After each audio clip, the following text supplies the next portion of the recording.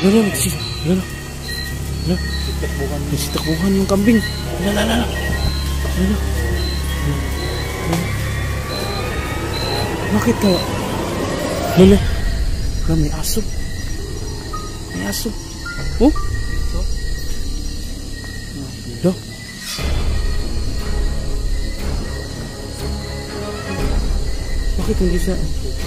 Bakit hindi siya tumatahol? Ano? Uy!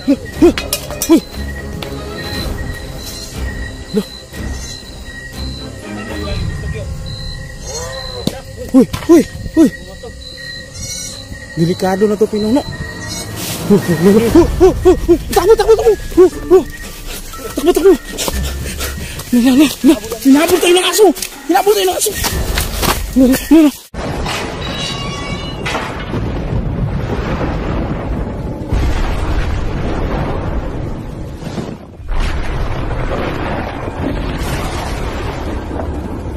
So yun, magandang gabi mga ka-explore, no?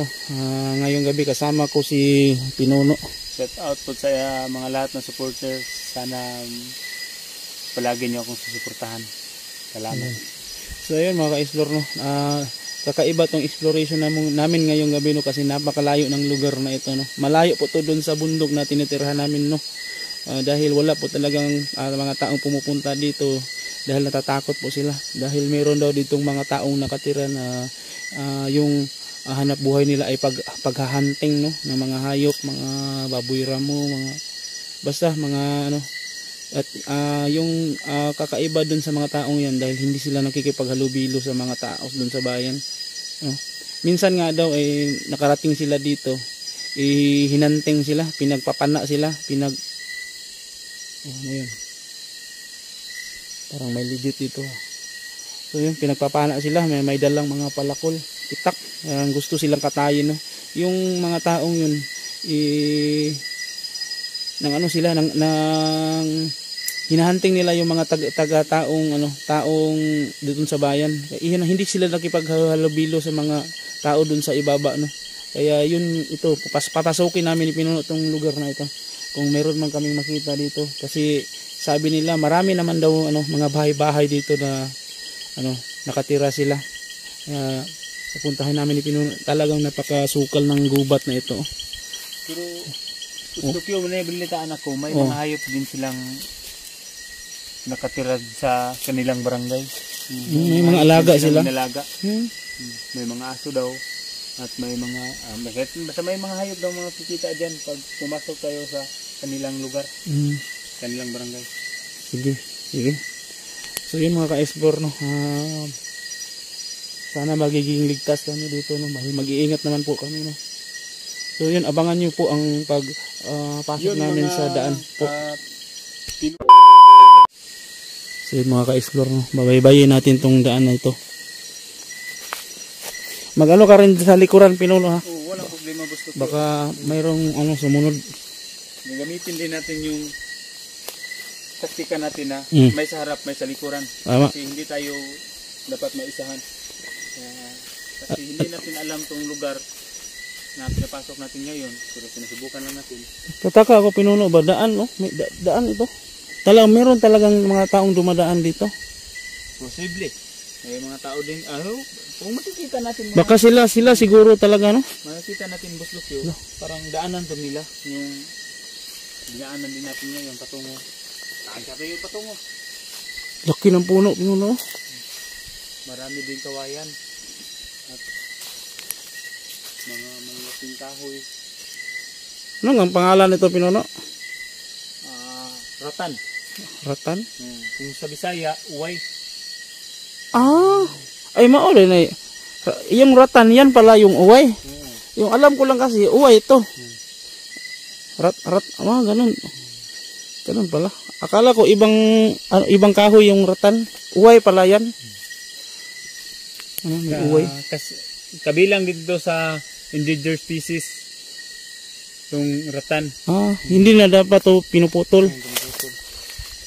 Pero ang problema dito, Boss Dokyo, ang gamot to sa may arthritis. Gamot pala to? Yung ubod niya,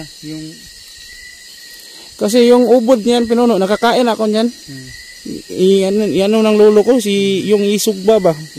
Isugba tapos pagka luto na, kuhaon tong ubod mo, ituslog asin ng suka. Ang nga na to. Ang pinakamasarap kainin, lalo na pag may alamang. Tama. Lolo, may aso. May aso. May aso? Lo? Pinuno. May nakikita kaming aso. Wala. Bakit hindi siya tumatahol, Pinuno? Nag-iingat tayo, Bustukyo. Parang nakaharang siya sa daanan. Ang taba. Parang siya, hindi siya wild na aso. Mataba siya.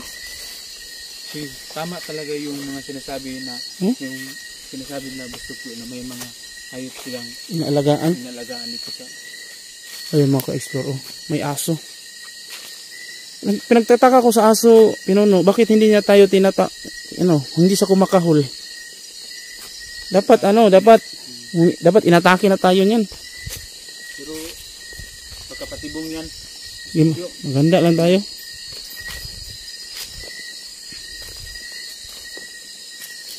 Grabe napakasukal dito ba. Yung daan lang dito, tao lang talaga yung pwedeng dumaan dito.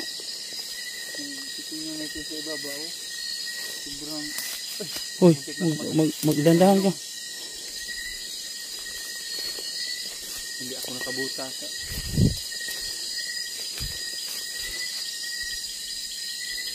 Parang sobrang delikado. Napakatakot naman tong lugar na ito. Parang wala tayong makikita kung kahoy. Parang maraming bagon.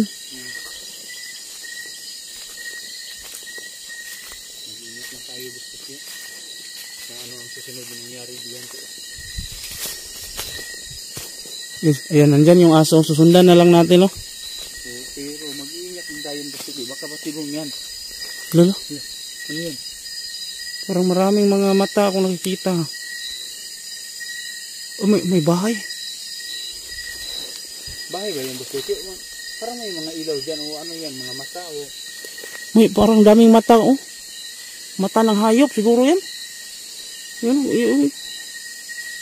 Parang mga bituin. Wala. Bahay nga,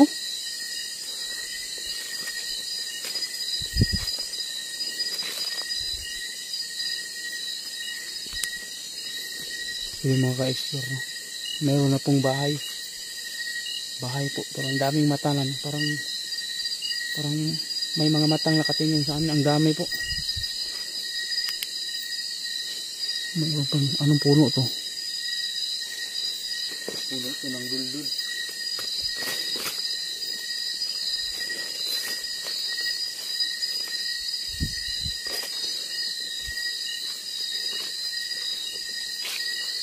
Susundan lang natin yung aso.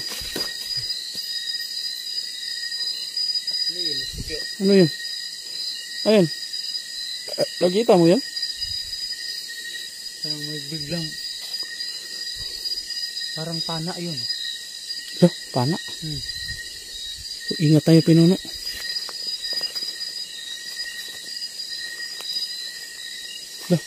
Kita mo to, Pinuno?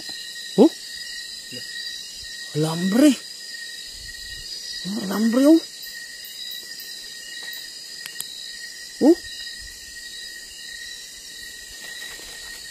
Alambre. Meron talagang tao nakatira dito. Maraming. Mga hayop man. Yan mga... Lalala. Anong klaseng hayop yan? Lalala, anong mga hayop yan? Daming hayop.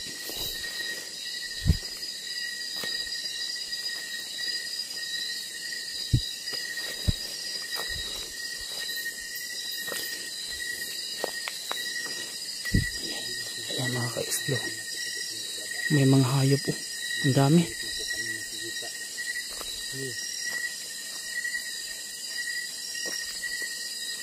May busis sa itaas. May busis.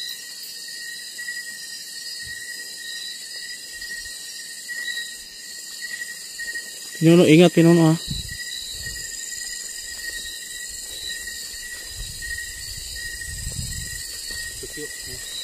Biglang lumamig. Nakikita natin. Kapaway-kaway yung mga dahon ng puno. Tao po. Ayo. Ayo. Tao po. Ayo, may tao ba dyan? Parang walang tao. Ang daming mga gamit sa ano? Yung mga plastic. Yung gamit doon sa loob. Siguro ano, May mga kawayan. may mga gamit sila ng mga yung mga gamit sa mga tao sa bayan ba? Lala. Siguro may ano na sila, siguro may nakuha silang mga gamit ba? Iwan natin kung saan nila nakuha yan. Kasi sobrang layo na nito eh. No? Siguro busdok yung ang mga dahon ng niyog, yan ang ginagamit nila pag may kukuha silang ng mga wild animals. Sinisindihan nila.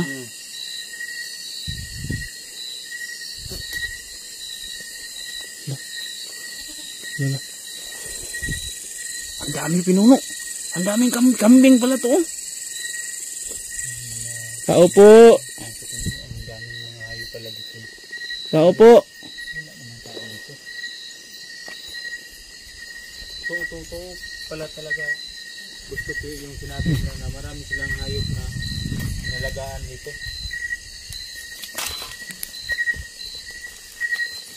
Hindi na dito kung meron ito bang hindi ng tao dito sa loob o wala. Tao po. Parang sangkit. Tao po.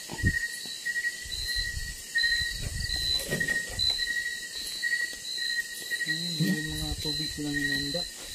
Siguro itong tubig pag may nakakatay sila. Uy.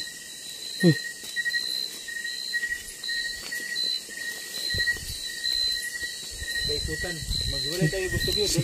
Adi, huwag tayo mahiwalay. Baka madisgrasya tayo. Tao po. Ang dami talagang kambing. Uy.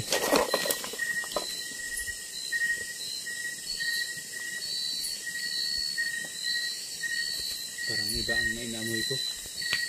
Parang may mga mas makalabag pa sa loob.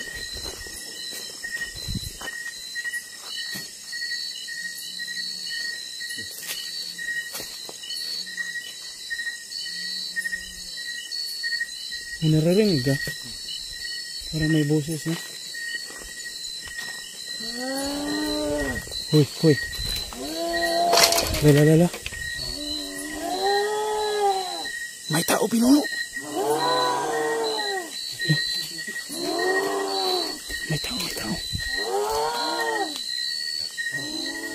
Tapang na boses na. Siguro isa ito ng ginagamit ng mga kapinuno. Tao ba? Ano sa tingin mo? Tao ang boses, hindi. Parang hindi ko masyado maliwangagan kung tao ba yun. Lala.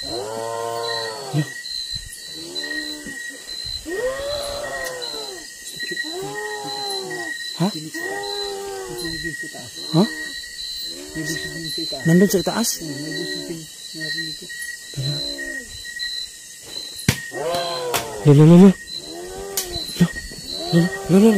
Lala. Sitakbuhan yung kambing. Lala.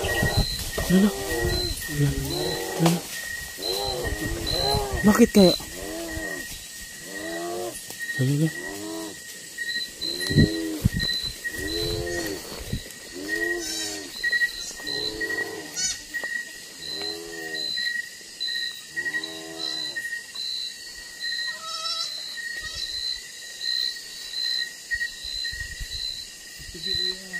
Yung ibang mga kambing pumunta sa itaas.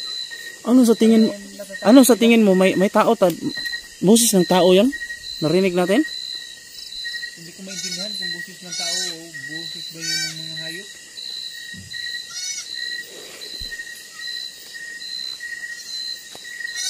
Ang hindi lang tumakbo sa kanila gusto ko yung isang inahin na kambing kasi may mga anak ko siya no. Tao po. Tao po. Gusto lang po namin makikipag-usap. Hoy, hoy, hoy. Hoy.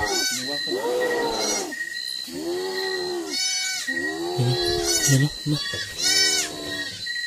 kaya subukan ko pasukin? Di, wag muna.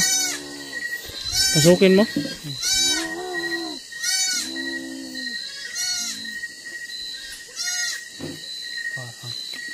Parang hindi siya sa loob ang boses, pero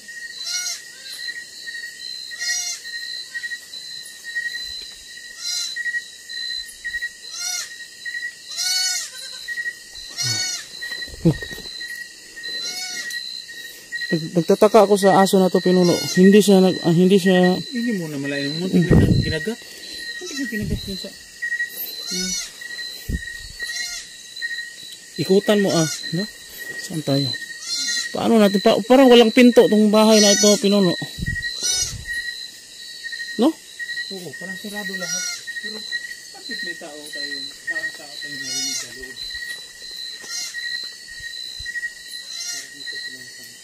Ang dami ano dito. Bukag.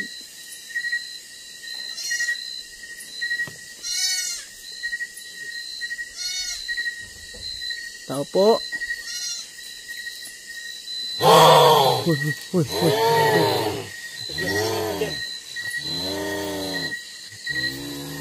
Ano ba yun? Hoy. Lo. Saan yung galing gusto kyo? Hoy. Delikado na to, Pinuno. Ayan. Lo, hoy. Pinuno. Hindi natin kabisado tong lugar na to, kaya mas mabuti siguro atras muna tayo. Oh, mukhang nagalit sila. Sige. Atras muna tayo. Sige. Sobrang tatapang ng mga boses. Sobrang tapang. Dito lang tayo dadaan. Ha? Dito tayo dadaan. May parang may daan na pata. Huwag tayo bumalik dun sa baka tambangan tayo dun.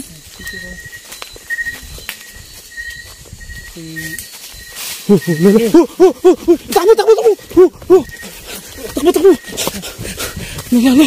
Hinabol tayo ng aso.